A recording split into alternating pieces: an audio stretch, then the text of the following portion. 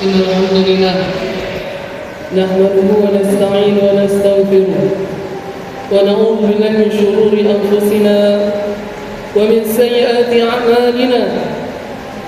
من يهده الله فلا مضل له ومن يضلل فلا هادي له. أشهد أن لا إله إلا الله وحده لا شريك له وأشهد أن محمدا عبده ورسوله.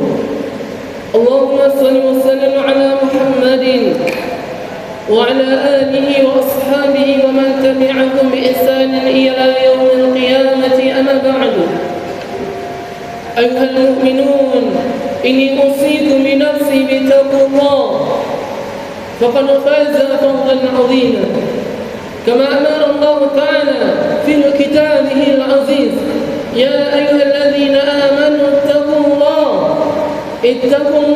حق تقاته ولا تموتن إلا وأنتم مسلمون.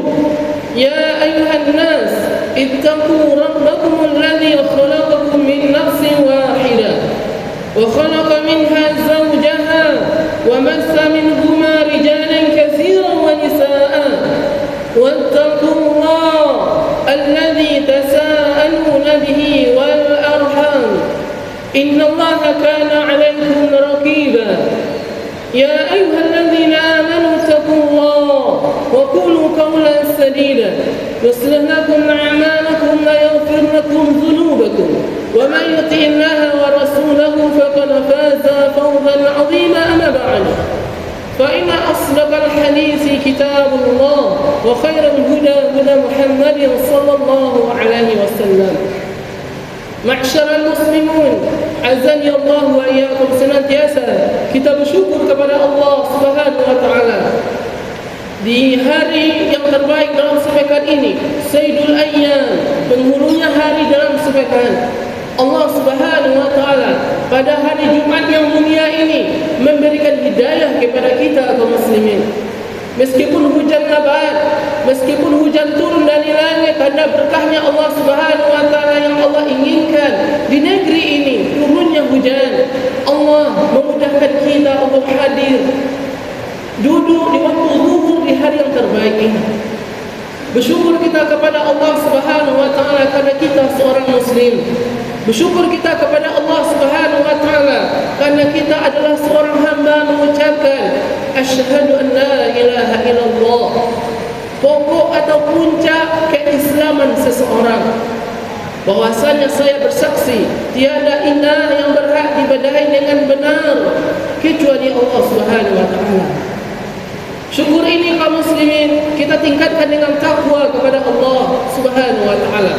Ini adalah wasiat mimbar demi mimbar, Jumat demi Jumat. Ini usiku bi nafsi bi taqwallah. Khatib mewasiatkan diri khatib sendiri dan kita semuanya untuk senantiasa bertakwa kepada Allah Subhanahu wa taala. Takwa kaum muslimin adalah sebaik-baik bekal dalam hidup. Allah Subhanahu wa taala mengatakan, wa tazawwadu fa inna khairaz zadi taqwa. Berbekalah kalian, sebaik-baik bekal dalam hidup ini adalah takwa kepada Allah.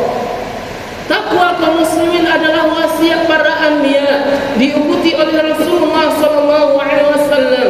Allah katakan dalam surah An-Nisa, wa laqad ba'atsna fi kulli ummatin rasulan wa laqad wassayna alladziina min qablikum wa iyyakum an ittaqullah. Kami telah memberikan wasiat kepada kaum terdahulu dan kita umatnya Rasulullah sallallahu alaihi wasallam adalah senantiasa bertakwa kepada Allah.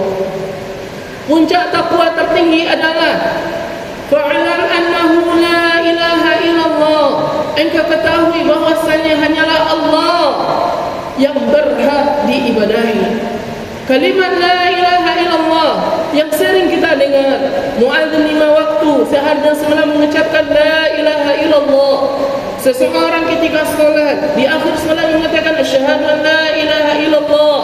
Ketika kita pergi umrah atau haji mengatakan labbaik Allahumma labbaik, labbaik la syarika lak labbaik, innal hamda wa ni'mata lak wal mulk. Adalah bentuk pengagungan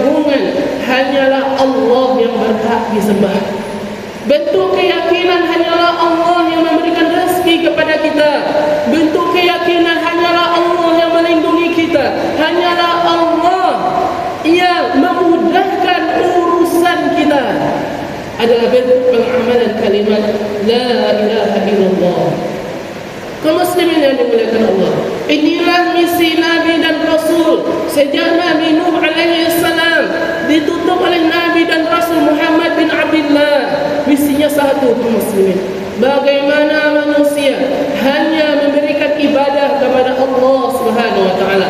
Allah katakan di dalam Al-Quran, "Walaqad ba'atsna fi kulli ummatin rasula an ya'budu Allah wajtanibut taghut."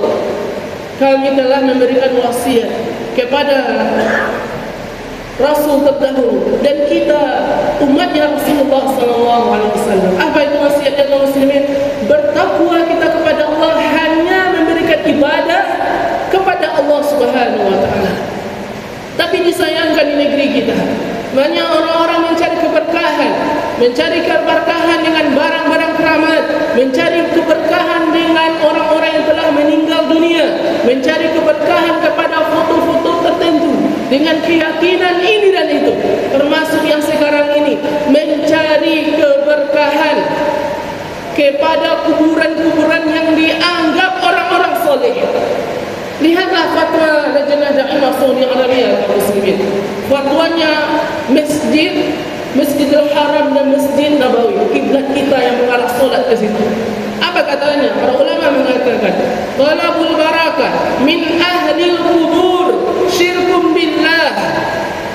Mencari keberkahan kepada kuburan tertentu adalah bentuk kesyirikan kepada Allah. Li'anna al-barakata tutlubu min Allah la min ghairihi. Karena keberkahan itu hanya dicari di sisi Allah Subhanahu wa taala, bukan selainnya. Kita lihat, kalau kita kritisi dari timbangan Quran dan Sunnah, bertentangan rasanya dari hadis Nabi sallallahu alaihi wasallam. Hadis riwayat Bukhari nomor 1889 Muslim. Apa kata Nabi sallallahu alaihi wasallam? La tashaddu rihal ila salasatil masajid. Tidak boleh melakukan perjalanan untuk beribadah kepada Allah Subhanahu wa taala kecuali ketika masjid, ketika tempat, kata Nabi sallallahu alaihi wasallam. Apa itu? Pertama adalah Masjidil Haram, yang kedua adalah Masjid Nabawi di Madinah, kemudian Masjidil Aqsa di Palestina, di Baitul Maqdis. Selain itu kaum muslimin, para ulama mengatakan adalah perjalanan yang tidak ada petunjuknya dari Nabi sallallahu alaihi wasallam. La tashaddu rihal ila salasatil masajid. Kita lihat orang-orang datang banyak jauh dari negeri lain, dari Aceh, dari Riau dan segala macam untuk memuliakan orang yang telah meninggal dunia. Coba kita pikirkan secara logika kita, apakah bisa orang yang telah meninggal dunia, meskipun dikatakan itu adalah kuburan keramat, bisa menolong kita? Tidak mungkin kaum muslimin. Dia telah berada di sisi Allah Subhanahu wa taala. Malah sebagian mereka melakukan kesyirikan besar, mengatakan, "Ya Syekh, ansurni, wahai Syekh, jagalah aku, tolonglah diriku." Di amalan-amalan mereka banyak melakukan perbuatan-perbuatan yang tidak Nabi sallallahu alaihi wasallam ajarkan. Kata Nabi sallallahu alaihi wasallam, "Man ahdatsa fi amrina hadza ma laysa minhu fa huwa raddun." Siapa yang mengada-ngada, yang membuat perkara baru yang tidak ada Nabi sallallahu alaihi wasallam di atasnya, tertolak amalan tersebut. Lihatlah, mereka bertahlilan kiri kanan untuk mengkultuskan kuburan tersebut dengan suara satu, la ilaha illallah. Jauh daripada itu kaum muslimin, seyogyanya dalam petunjuk Nabi sallallahu alaihi wasallam dan Quran adalah pengamalan tauhid, bukan hanya dizikirkan kaum muslimin. Pengamalan tauhid dalam hidup kita. Jika kita mengamalkan tauhid, menjadikan memang itu visi misi kita, maka Allah akan memberikan keberkahan. Maka kaum muslimin yang dimuliakan Allah Subhanahu wa taala, jauhilah perbuatan-perbuatan syirik, perbuatan-perbuatan yang bertentangan dari nilai la ilaha illallah yang tersebar di negeri kita. Kaum muslimin yang dimuliakan Allah, berbicara kita tentang keberkahan,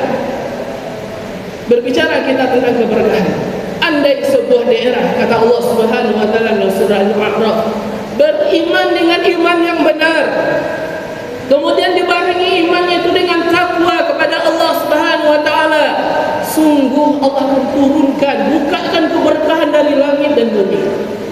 Yang berjanji siapa kaum muslimin? Allah Subhanahu wa ta'ala. Walau anna ahlal qura amanu wattaqau, kata Allah, andai sebuah negeri beriman, benar-benar beriman, artinya mengamalkan kalimat la ilaha illallah, la fatahna alaihim barakatin minas samai wal ardh, sungguh kami akan bukakan keberkahan dari langit dan bumi. Yang berjanji pemilik langit dan bumi kaum muslimin, Allah Subhanahu wa ta'ala. Kita lihat di negeri kita, semuanya ada kaum muslimin. Minyak jangan ditanya, nikel jangan ditanya, emas pun seperti gunung kaum muslimin di negeri Papua sana. Tapi penduduk kita bagaimana? Jangan kita salahkan pemerintah kaum muslimin, salahkan diri kita sendiri. Apakah kita telah mengamalkan Islam? Apakah kita telah mengamalkan Islam dalam hidup kita? Apakah kita mengamalkan tauhid dalam hidup kita? Kebanyakan mayoritas mungkin kita katakan kaum muslimin di negeri kita banyak tidak mengenal tentang agamanya, tidak mengenal tentang Al-Quran dan Sunnah pegangan hidup mereka. Ketika kita dakwahkan, ini bertentangan dari Quran dan Sunnah, ini bertentangan dari ajaran Nabi SAW, kebanyakan mereka mengatakan, ini amalan ini kami dapatkan dari nenek moyang kami. Ini bagaimana kaum muslimin berpikiran demikian? Sama dengan Allah Subhanahu wa ta'ala mengatakan di dalam Al-Quran, wa idza qila lahum ittabi'u ma anzalallah, apabila dikatakan kepada mereka, ikutilah apa yang Allah turunkan kepadamu, Al-Quran mengajarkan tentang tauhid, pasti mereka mengatakan, qalu ma alfaina alaihi aba'ana, kami mengamalkan ini sesuai ayat kami dapatkan oleh nenek moyang kami dahulu, umpu-umpu kami dahulu.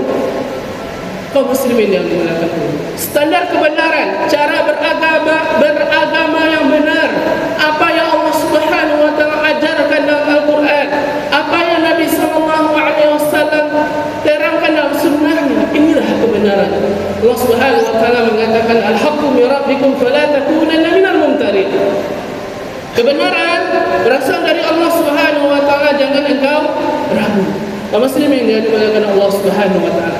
Maka dari itu khatib mewasiatkan, puncak dari takwa adalah pengamalan tauhid dalam hidup kita, pengamalan kalimat la ilaha illallah dalam hidup kita. Siapa yang mencampur adukan keimanan ini dengan kesyirikan, Allah Subhanahu wa ta'ala mengatakan batal seluruh ibadah kita, batal solat kita, batal haji kita, batal sedekah kita. Kalau kita campurkan keimanan ini dengan kesyirikan, Allah Subhanahu wa ta'ala mengatakan, wa may yusyrik billah faqad habita 'amaluhu. Siapa yang mencampur adukan imannya dengan kesyirikan, maka akan batal amalan mereka. Kaum muslimin yang dimuliakan Allah, sekali lagi bertakwa kita kepada Allah Subhanahu wa ta'ala. Siapa yang bertakwa kepada Allah secara individual, Allah mudahkan urusannya. Siapa yang bertakwa kepada Allah secara society, secara masyarakat, Allah turunkan keberkahan dari langit dan bumi. Fa'tabiru ya ulil absar la'allakum turhamun.